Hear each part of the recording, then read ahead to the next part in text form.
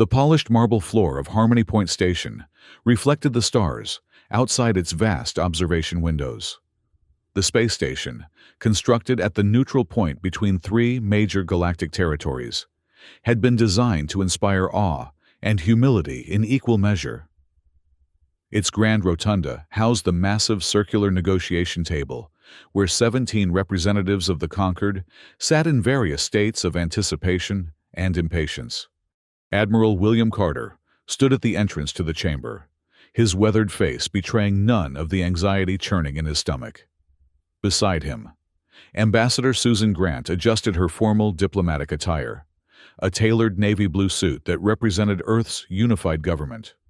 Behind them, a carefully selected delegation of Earth's finest military strategists, scientists, and diplomats waited in formation. "Remember," Carter whispered to Grant, "we need only their respect, not their approval." Grant nodded imperceptibly. "They've underestimated us from the beginning. That's their mistake, not ours." The Earth delegation had traveled for 3 weeks to reach this distant corner of explored space. In the centuries since humanity had first ventured beyond their solar system, they had established thriving colonies on Mars, Europa, and Titan. The terraforming of Mars was nearly complete, and the underwater cities of Europa housed over 12 million souls. Titan's methane mining operations fueled Earth's expanding fleet of interstellar vessels. But all of this progress paled in comparison to the vast alliance known as the Concord, a coalition of 17 advanced species that dominated the galactic arm. When humanity's exploration ships had first encountered conquered territory 20 years ago, the initial diplomatic exchanges had been cautious, but promising. Trade agreements followed, and cultural exchanges began. Earth had been optimistic about its place in the greater galactic community. That optimism had withered over time. "The human delegation may approach," announced the artificial translator, its voice melodious and neutral. Carter and Grant led their team forward, their footsteps echoing in the vast chamber. The delegation took their assigned seats, noticeably smaller and lower than those occupied by the senior Concord members. Zalt, the Havari representative with his characteristic opalescent skin and 4 upper limbs, rose from his elevated position. His species had been among the founding members of the Concord and carried disproportionate influence in its councils. "We welcome our Earth friends," Zalt said, his translator converting his clicking speech into English. "Today marks an important milestone in your species' development. The Protectorate Agreement we will finalize today will formally bring humanity under the benevolent guidance of the Conquered." Susan Grant's face remained impassive, though Carter noted the slight tightening around her eyes. She had spent the 3-week journey memorizing every clause and subclause of the proposed agreement. "Before we proceed to the formal signing," Zalt continued, gesturing with his upper right limb, "we should review the primary protections Earth will receive under our guidance." A holographic display materialized above the center of the table, displaying the opening articles of the agreement. "As you can see," Zalt's voice carried a tone that might have been condescension or merely alien inflection.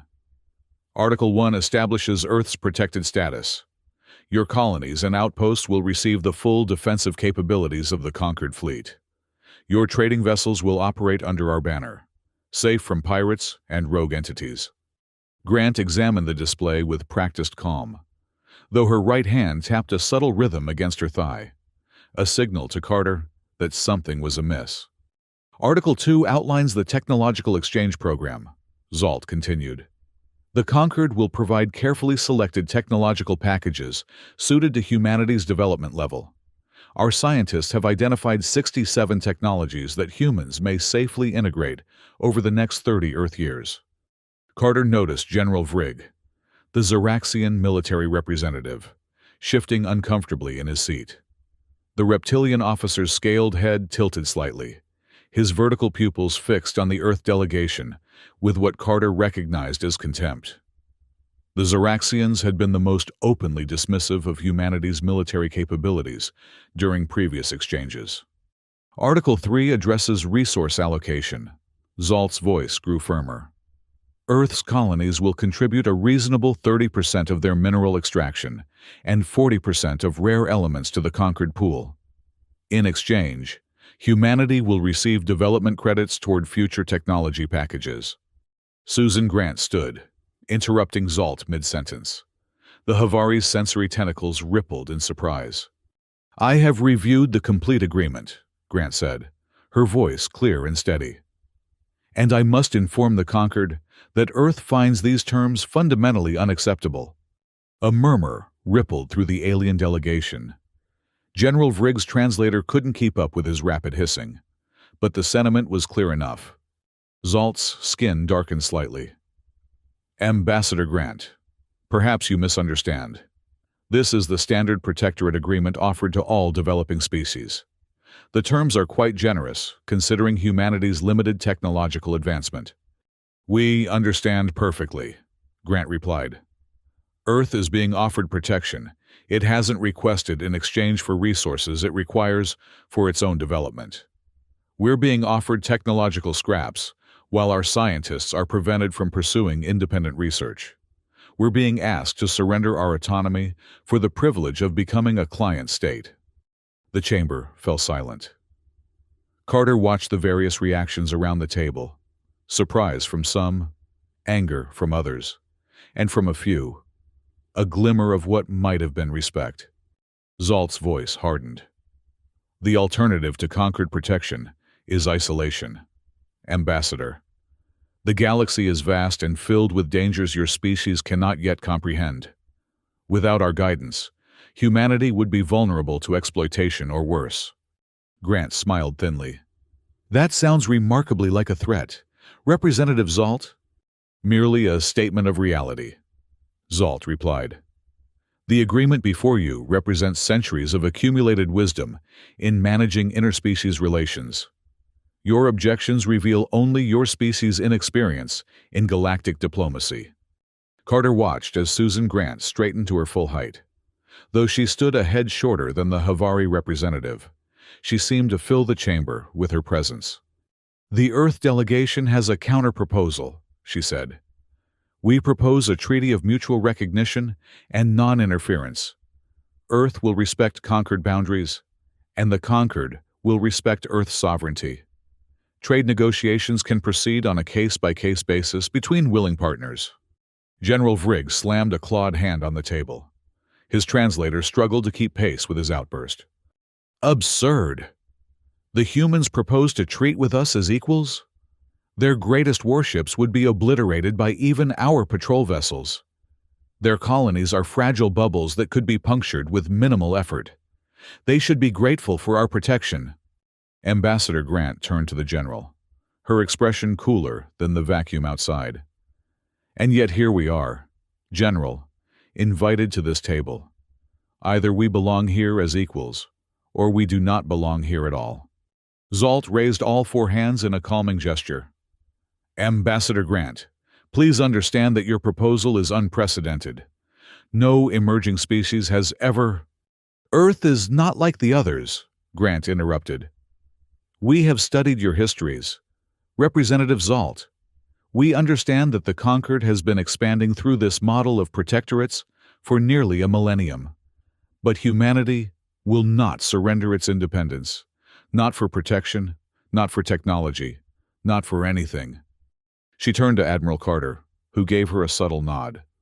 "The Earth delegation formally rejects the Protectorate Agreement," Grant announced. "We are withdrawing from these negotiations, effective immediately." The chamber erupted in a cacophony of translated protests and exclamations. Carter rose to his feet and the rest of the Earth delegation followed suit. "This is most unwise," Zalt called over the din. "Without conquered protection, you will find the galaxy a cold and unforgiving place." Admiral Carter spoke for the first time, his deep voice cutting through the noise. "We've survived on a cold, unforgiving planet for hundreds of thousands of years. Representative Zalt, we'll take our chances among the stars." With that, the Earth delegation turned as one and marched from the chamber, leaving the Concorde representatives in stunned silence. As the massive doors closed behind them, Fleet Commander Patricia Winters approached from the corridor where she had been waiting. Her expression was grim, but determined. "Well?" she asked. Carter nodded once. "Initiate Ghost Protocol. We have 6 hours before they recover from their shock and decide how to respond." Winters touched the secure communicator at her wrist. "Authentication, Carter Alpha 79. Execute Operation Ghost Protocol. Thousands of light-years away, in secure facilities throughout Earth's territories. Teams of engineers, strategists, and special operations forces received the signal they had been preparing for. The Conquered had assumed humanity would accept their terms. They were about to discover how catastrophic that assumption had been. In a hidden facility beneath the Martian surface, Dr. Daniel Howard watched as his team activated the experimental dark field generators. The technology, developed in absolute secrecy over the past decade, created a quantum disruption field that effectively rendered Earth vessels invisible to standard detection systems. "System online," reported his chief assistant, Benjamin Ross. "Dark field stable at 97% efficiency." Howard allowed himself a tight smile. "Activate the satellite network. Every ship in the fleet needs to disappear before the Conquered realizes what we're doing." Across the solar system, previously concealed satellites began broadcasting the specialized quantum field. One by one, Earth's military vessels, research stations, and critical infrastructure facilities vanished from conventional detection. Admiral Carter and Ambassador Grant boarded their diplomatic vessel, the EAS Athena, which immediately engaged its own dark field generator. To any Conquered sensors, it would appear as though the Earth delegation had simply vanished. "They'll be scrambling their search vessels within the hour," Carter said as they gathered in the ship's secure conference room. "But they won't find us." Grant nodded, studying the tactical display. "How long until the operation teams are in position?" "The first wave is already moving," Carter replied. "Commander Winters has deployed 12 Spectre teams to priority targets. Lieutenant Catherine Wells is leading the team assigned to the Zeraxian Military Communications Hub. In the cold darkness of space, 12 stealth vessels slipped through Conquered territory, invisible to the increasingly frantic sensor sweeps being conducted by Conquered security forces. Each carried a team of Earth's most elite operatives, equipped with technologies that had been developed in secret, away from the prying eyes of Conquered observers. Lieutenant Catherine Wells guided her vessel through the defensive grid surrounding the Zeraxian Military Communications Hub. The massive structure orbited a barren moon, its arrays constantly transmitting orders and intelligence to the Zeraxian fleet. "Approaching insertion point," her pilot whispered, though there was no possibility of being overheard. "Dark field holding at optimal levels." Wells checked her equipment one final time. Her team of 6 operators moved with practiced efficiency, preparing for the most critical infiltration in human history. "Remember," she told them, "non-lethal approaches only. We're here to make a point, not start a war." Their vessel attached to an external maintenance port, the specialized docking clamps bypassing the standard security protocols. Within minutes, Wells and her team were inside the facility, moving like ghosts through the corridors. Across Conquered space, similar operations were unfolding. At a Havari research station, a Spectre team was downloading the complete database of technological developments that had been deliberately withheld from Earth. On a Conquered trading hub, another team was infiltrating the Central Exchange, gathering evidence of the systematic economic exploitation of protectorate species. As these silent infiltrations proceeded, the Conquered Council had reconvened in emergency session at Harmony Point. "This is unprecedented," Zalt exclaimed, his skin fluctuating between colors and agitation. "No delegation has ever simply vanished." General Vrigg paced the chamber, his claws clicking against the floor. "Their vessel must be located. I have dispatched a battle group to intercept them before they reach Earth space." A Morrigan representative, their crystalline form refracting light in patterns of distress, spoke up. Perhaps we should reconsider our approach. The humans showed unusual determination. Maybe a more equitable arrangement. Absolutely not, Vrig interrupted. Showing weakness now would undermine the entire protectorate system. The humans must be brought to heel, or made an example of. Zalt's sensory tentacles writhed in agitation. Let us not be hasty. The humans have shown unexpected spirit, but they remain technologically inferior. They have no choice but to return to negotiations eventually. An urgent communication interrupted the debate. The holographic display showed a Zaraxian commander, his scales pale with alarm. General Vrig, we have a situation. Multiple security breaches have been detected across conquered space. The humans, they've infiltrated our networks. Vrig's vertical pupils contracted to thin lines. Impossible. Their technology is decades behind our security protocols. Nevertheless, the commander continued, we're detecting unauthorized access to classified databases, communication systems, and defense networks.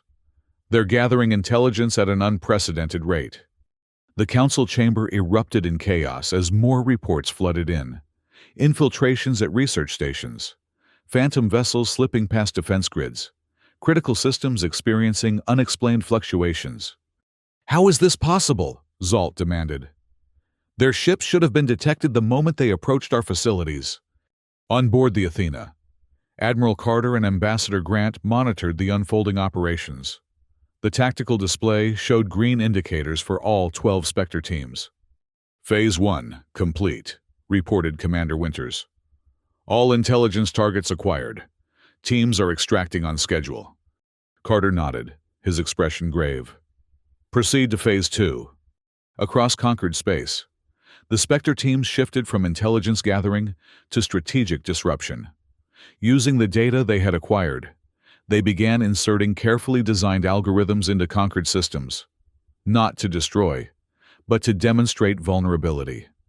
On the Zaraxian Communications Hub, Lieutenant Wells finished uploading the final package into the central processor. The code, developed by Earth's best military programmers, would lie dormant for precisely 12 hours before activating. Package delivered, she reported through her secure communicator. Extracting now. Her team withdrew as silently as they had entered, leaving no trace of their presence except the invisible time bomb nestled within the Zaraxian military network. Similar packages were being delivered throughout conquered space, to defense systems, communication networks, and transportation hubs. None were designed to cause permanent damage or casualties. They had a different purpose entirely. As the Earth operatives completed their missions and began their stealthy withdrawals, the Conquered Council remained in emergency session, now joined by military commanders and security chiefs from all 17 species. This is clearly a coordinated attack, General Vrig insisted, pounding his fist on the table. We must respond with overwhelming force. I propose an immediate punitive expedition to the human colonies. Zalt's skin had paled to an ashen gray. We should not act rashly. We still don't understand how they've evaded our detection systems. Athelian representative. Their insectoid features unreadable. Chittered rapidly. The humans were studying us while we thought we were studying them. A grave miscalculation on our part. Regardless, Vrig pressed. We cannot allow this provocation to go unanswered. My battle group is ready to deliver a measured response. Perhaps the destruction of one of their smaller colonies as a demonstration. Before any decision could be reached, the emergency signal sounded throughout the chamber. The holographic display flickered, showing simultaneous alerts from across conquered space. What now? Zalt demanded.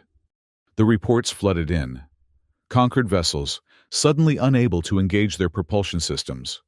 Defense platforms powering down without warning. Communication networks going silent.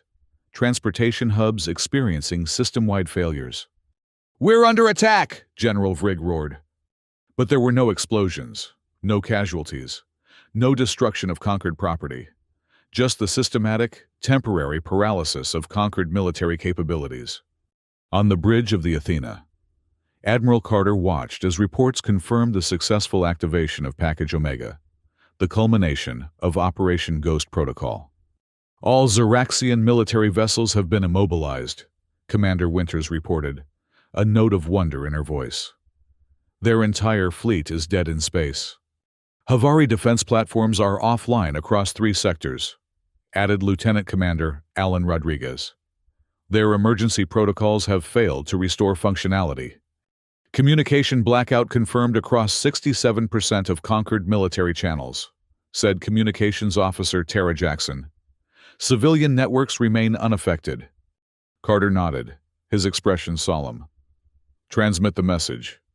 Throughout conquered space, on every disabled vessel, defense platform, and military installation, screens flickered to life with the same simple message. We could have done worse. The message appeared in each species' native language, remaining visible for precisely 5 minutes before disappearing. And then, just as suddenly as they had failed, conquered systems began coming back online. In the council chamber on Harmony Point, the representatives of the 17 most powerful species in the known galaxy sat in stunned silence as they absorbed the implications of what had just occurred. They disabled our entire military infrastructure, Zalt finally said, his voice barely above a whisper. Without firing a shot, General Vrigg's scales had turned an ashen gray. Impossible. They couldn't have developed such capabilities without our knowledge. Evidently, they did, said the Thelian representative, and chose not to use them destructively. The message is clear. They could have inflicted incalculable damage, but exercised restraint. Zalt's sensory tentacles drooped in a gesture of shock. We severely underestimated them. On the Athena, Carter and Grant watched as conquered systems gradually returned to normal operation. The dark field generators continued to mask their presence as they monitored the chaos they had unleashed. Do you think they'll understand the message? Grant asked. Carter's weathered face showed the weight of his decision. Some will. The smart ones.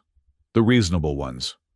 They'll realize that we could have destroyed their ships, killed their crews, compromised their defenses permanently.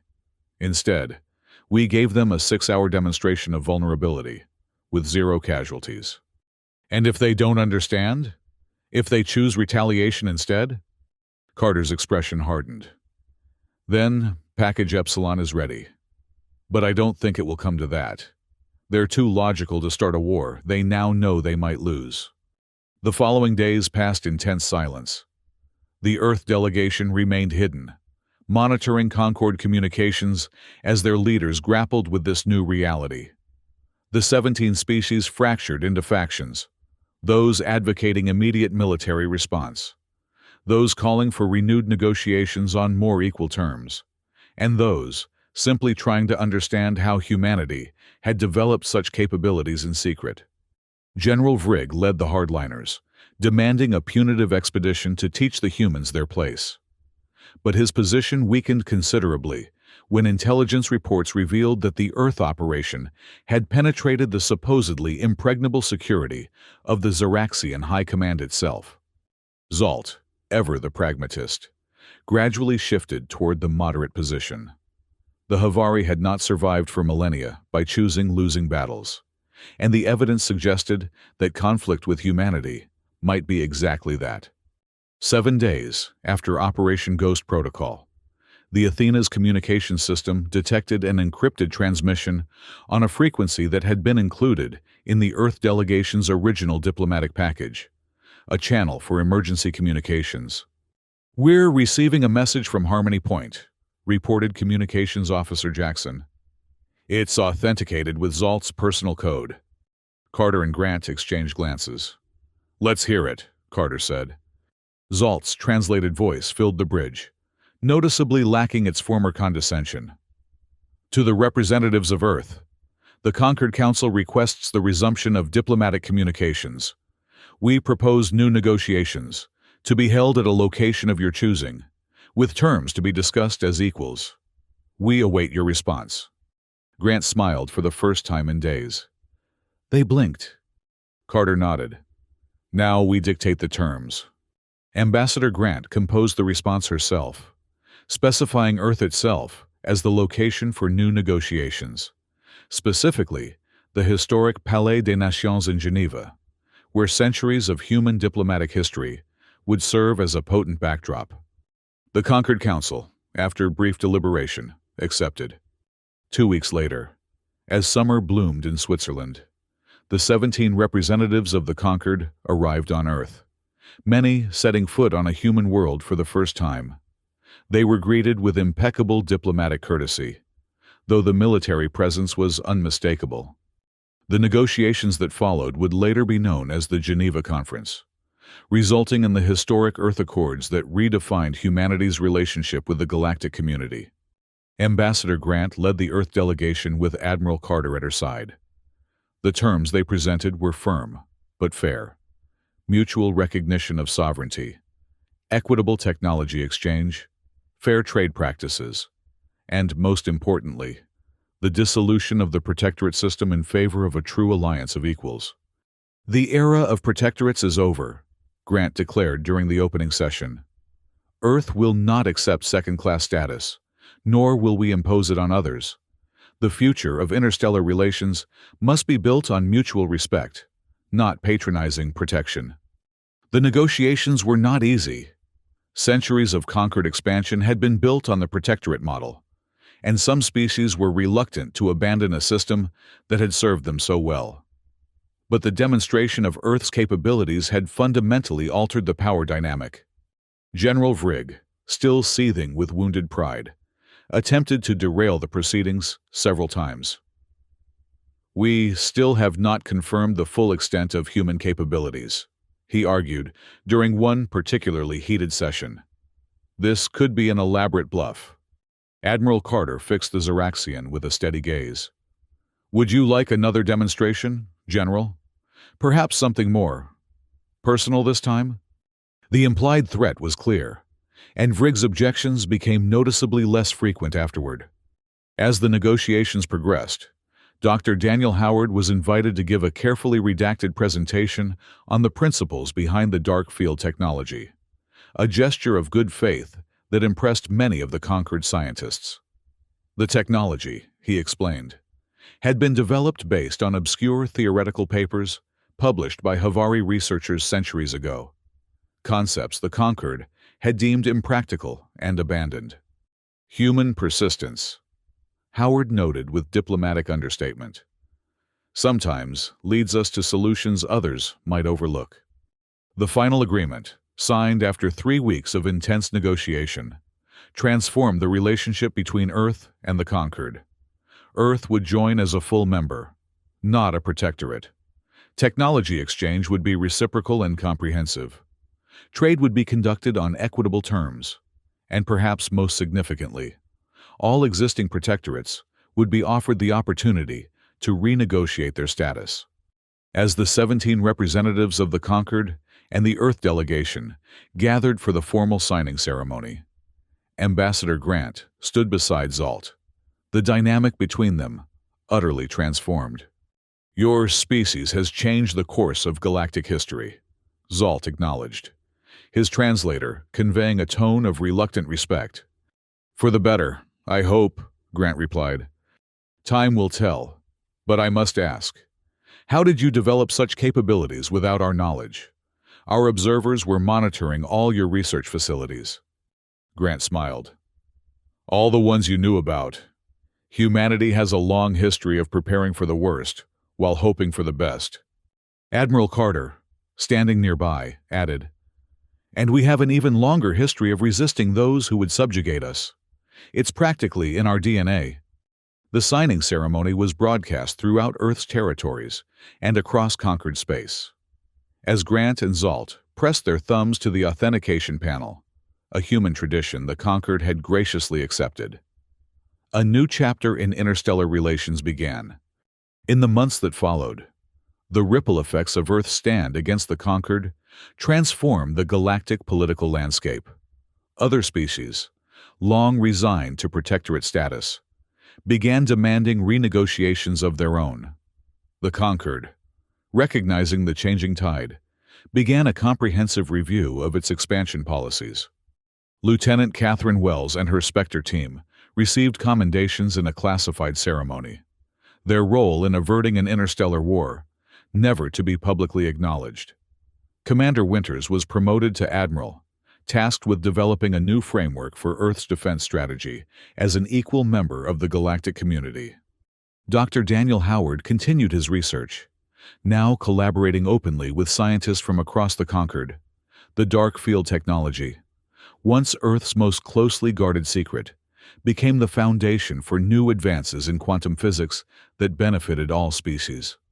1 year after the signing of the Earth Accords, Admiral Carter stood on the observation deck of the newly constructed Earth Embassy on Harmony Point.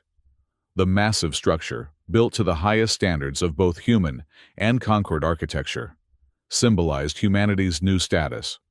Ambassador Grant joined him, her diplomatic uniform now bearing the insignia of Earth's first galactic ambassador, a position of influence that would have been unimaginable under the protectorate system. "They're still trying to understand how we did it," she said, gazing out at the stars. 17 of the most advanced species in the galaxy, and they can't quite comprehend how we outmaneuvered them. Carter smiled slightly. "They made a fundamental error. They saw our shorter history of space travel as a weakness. They never considered that our long history of conflicts with ourselves might be a strength." "Speaking of which," Grant said, "General Vrigg has been reassigned. Apparently, the Zeraxian High Command was not pleased with his handling of the situation." "Good," Carter nodded. "He was dangerous, too eager to prove superiority through force. His replacement seems more reasonable. Actually acknowledged me as an equal at yesterday's council session." "Progress," Carter said with a slight smile.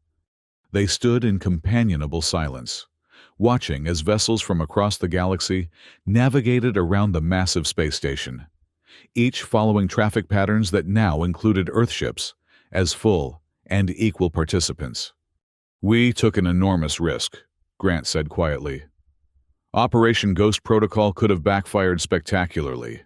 We could be at war right now." Carter nodded solemnly. "The greatest gamble in human history. But the alternative was slow subjugation, becoming another species that gradually forgot how to determine its own destiny."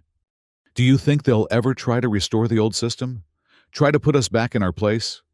Carter turned from the viewport to face her. "They might be tempted. Power is a difficult thing to share once you've grown accustomed to wielding it alone."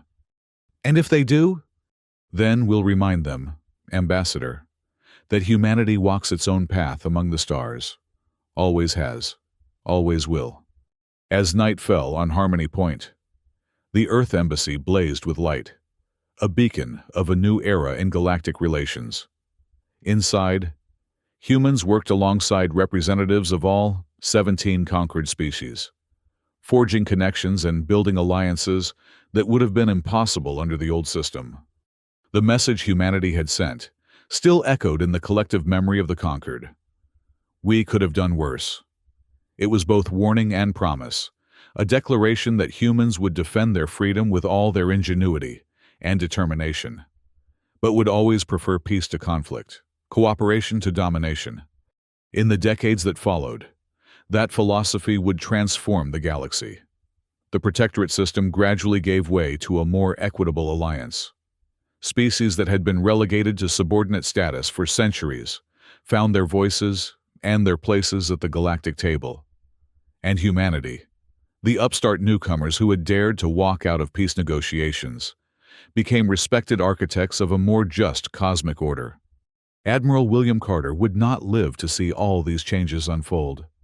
But on that night, standing in the Earth Embassy at Harmony Point, he allowed himself to imagine the future his actions had helped create, a future where humans ventured among the stars, not as protected children, but as equal partners in the grand adventure of galactic civilization. "Peace on our terms," he murmured, echoing the phrase that had guided Operation Ghost Protocol from its inception. "That's all we ever wanted." Ambassador Grant nodded, her gaze fixed on the endless possibilities that stretched before them. And now we have it.